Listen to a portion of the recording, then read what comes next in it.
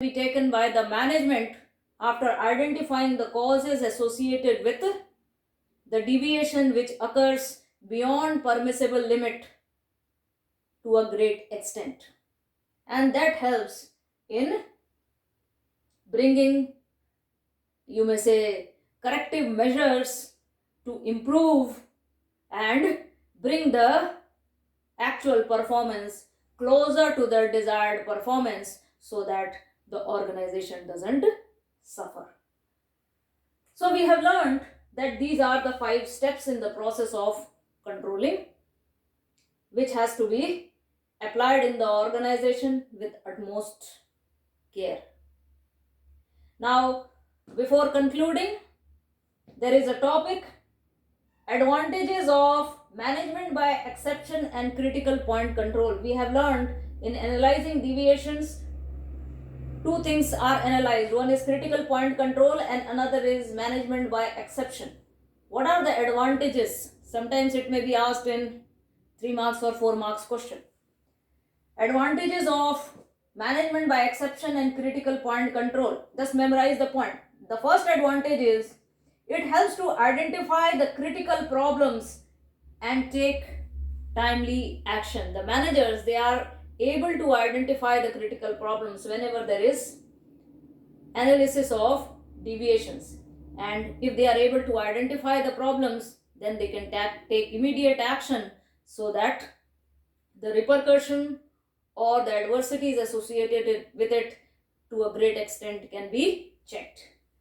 Then second point, routine problems are left for the subordinates, which adds to employees' morale and confidence.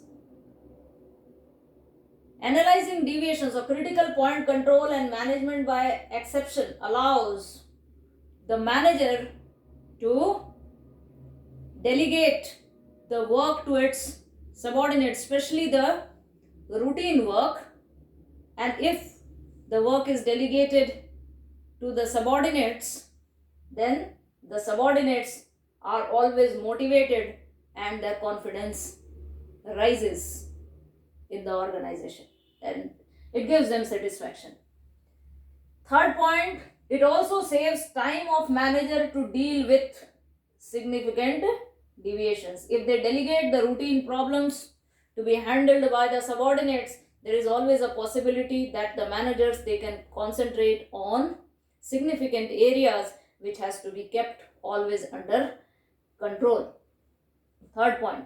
And fourth point, managers can focus attention on important areas, so better utilization of managerial talent in the organization. We all know manager is also a person. It is not possible for one person to have a check on each and every activity. So once routine activity that is delegated to the subordinates, the managers can concentrate on most important areas of the organization, and that also allows the manager to focus on those areas which can impact the working of the organization, and in this way they are able to utilize their talent in exercising their authority over improvement in those areas. So in this way we see that management by exception and critical point control helps the organization to achieve its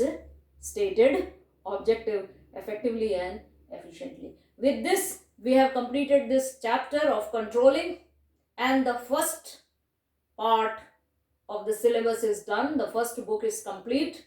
Now we will be starting our second book, and the new chapter will be financial management. Till then, thank you all of you.